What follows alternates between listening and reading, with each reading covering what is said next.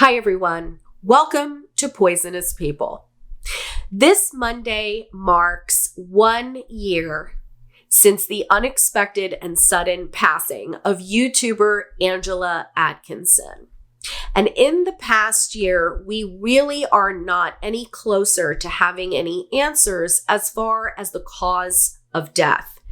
But in this video, I hope to share a theory that I have as far as what possibly could have contributed to Angie's death. And before I get started, I want to cover a couple of very important disclaimers.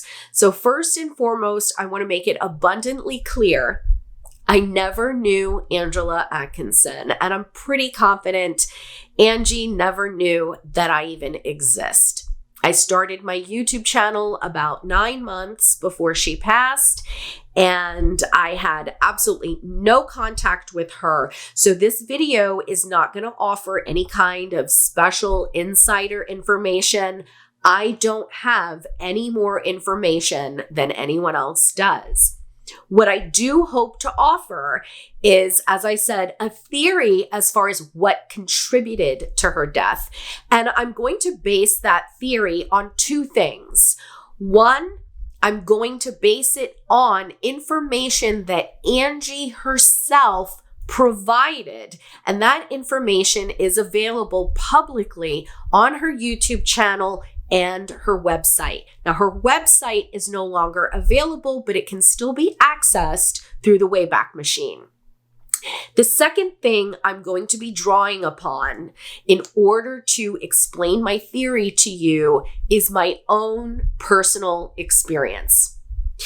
I am officially making it known that the reason why I have been so absent from making videos this year is because in April, I was diagnosed with the exact same medical condition that Angie has discussed in the past, and that is severe obstructive sleep apnea. So let's begin with what we do know. Let's begin with the facts. And the fact is that Angie suffered from a medical condition called obstructive sleep apnea.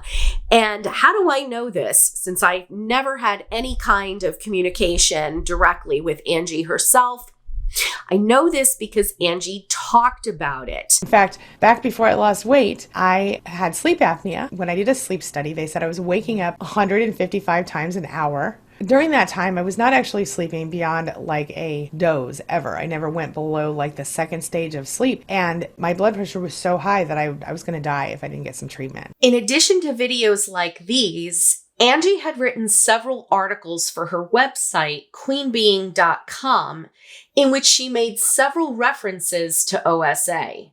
In one particular post titled, "From the Archives, Sleep Problems Lead to Lack of Life," Angie described how she initially found out she had sleep apnea back in 2006 at the age of 31. So what we do know is that Angie had a 16-year history with this condition where she was aware of it, and she indicates in this post that she knew what the treatment was. Once you're diagnosed with obstructive sleep apnea, you're pretty much told this is what you're going to have to do. You're going to have to use a CPAP machine. And I can tell you, nobody wants the CPAP machine. When my doctor told me I had to go on it, immediately I said to myself, how am I supposed to sleep with this mask strapped to my face and connected by a giant tube to a machine? I mean, that's going to make it more difficult for me to sleep. And I was really uneducated about it. It actually is not bad at all. I have to say that my CPAP therapy has completely changed my life. And judging from what Angie wrote at age 31, it definitely sounds like she was on CPAP because look at what she did with her life. Here she's saying in this post that she was too lazy. When you look at the body of work that she left behind, it's pretty clear this lady was not lazy at all. But she mentioned several times the word exhausted. And so it's clear to me that at one point, the obstructive sleep apnea was causing her a problem. And it seems to me that she did something about that problem. She was on the CPAP therapy because look at what she ended up accomplishing. If she was being treated, why would I say that it's possible that sleep apnea still contributed to her death? One of the things that I personally suspect is that many of us don't really understand just how dangerous and life-threatening sleep apnea can be. We tend to look at it as only sleep deprivation. And I have tried to find as many videos and written material that Angie left behind. I've tried to see what she had to say about the condition. And it seems like a lot of what she said was more sleep deprivation based. So you already know that sleep deprivation will cause you to feel tired and cranky, out of sorts, grumpy, groggy, but it does a lot more than that. The long-term effects could literally physically kill you. If you're not getting that sleep that you need, not only might you deal with things like high blood pressure, heart problems, weight gain, and immune system that doesn't work as well as it should, but you're also going to have things like trouble concentrating, trouble thinking straight, or a lack of problem-solving skills, a lack of creativity, a lack of ability to understand a person and a thing and a concept. And a lack of sleep over a long period of time can affect both short-term and long-term memories. You're more likely to have accidents, car accidents, tripping over the flower on the rug accidents, physical accidents. You're probably going to be very moody if you don't sleep right. You're going to be dealing with more anxiety, more depression. Lack of sleep is going to put you at an increased risk for things like diabetes and, of course, like we said, heart problems, blood pressure problems. If you want to be healthy, if you want to be happy, if you want to change your life, you've got to get some sleep. You cannot do any of those things without sleep. It's serious. You cannot be healthy without sleep. Angie clearly was very aware and very educated about the dangers of sleep deprivation. But when it comes to sleep apnea, there are two types of deprivation coming into play. First, you have the sleep deprivation. Because you keep waking up, you're not getting quality sleep. But in the moments where you are actually asleep, you're not breathing. So sleep deprivation is going to wreak havoc on your health, as Angie has definitely educated us. But oxygen deprivation is what can actually kill you. In fact, when you get a CPAP machine, they tell you you must wear it every time you sleep, even when you take a nap. It's not because of sleep deprivation, it's because of oxygen deprivation. When you take a nap, you might be catching up on sleep, but you're actually damaging your body by sleeping because you're not breathing. When I first discovered Angie's channel several years ago, one of the things that I noticed about her was that at times she sounded very congested. And again, this is one of the reasons I've recently taken an interest in her situation, because I do see some similarities between her situation and mine. If you look at many of my past videos, I sound terribly congested and I just tried to power through. But many times I did not make videos because I felt like I was so congested, I couldn't really speak. I have been suffering with terrible allergies for 18 years. And what I can tell you is that I have had several times where I was so congested that I could not use my CPAP machine. And so I would choose to sleep on those nights without the machine. And I think there's a possibility that even though Angie was aware of her condition since 2006, if she was anything like me and had these severe allergies, it's possible that there were nights where she just skipped the machine. The only other way that I could possibly imagine that she would not use a CPAP machine is if her machine stopped working. So when you go on a CPAP therapy, you do have to replace a lot of your CPAP supplies. Your mask cushion gets replaced every 30 days. The tubing gets replaced every 6 months. But the machine itself has to be replaced every 5 years. I've been using my machine for less than a year, so I know I don't have to worry about that just now. But Angie, having been diagnosed 16 years before her passing, that means that she had gone through 3 cycles of possibly needing her machine replaced.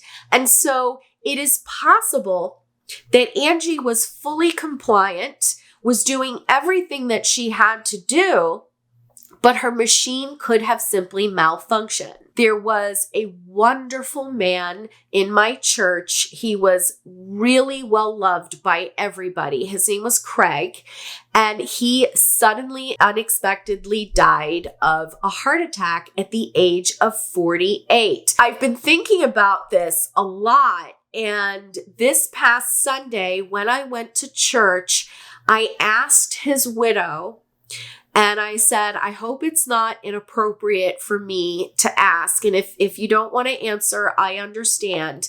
But may I ask you, did Craig suffer from obstructive sleep apnea? And his widow told me, yes, he did. As a matter of fact, Craig was using a CPAP machine and it just quit working. And she explained to me that they were trying to apply for Medicaid and they were fighting to get the Medicaid to cover the cost of the machine. And while they were waiting for the approval to get the machine replaced, sadly, Craig passed away. And that was 5 years ago. And the other thing I can share with you is it also would explain why we don't have details. Because I can tell you from personal experience, obstructive sleep apnea has its fingers in so many health conditions that it's just exhausting to try to explain to people all the things that your health is, affected by. So it's just easier to just kind of say health issues, right? And so that is what we have heard as far as what happened to Angie. We've heard that it was a breathing issue. Well, sleep apnea is most certainly a breathing issue. Allergies, if she suffered from allergies, that is a breathing issue.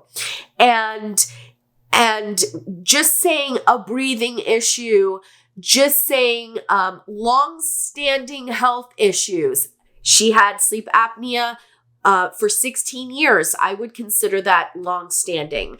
But to try to explain to people, even my own situation of all the testing and all the treatments that I have been through and not being educated myself, I got the machine and I just thought, well, one good night of sleep will fix everything. No, it won't. And it can take up to a year to reverse the brain damage. And yes, sleep apnea can cause brain damage. So it's just so complicated that, take it from me, this is the first time that I'm coming out and explaining where the heck I've been. My whole year has been this issue, that issue, this other issue, and then this other list of issues.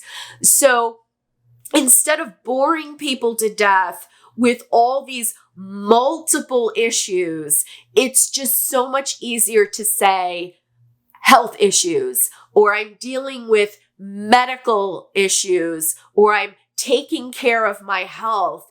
And it's not to be secretive or invasive is just too complicated. I sincerely hope that this video is not in any way offensive or insensitive to Angie's family and friends and the people who did know her and love her.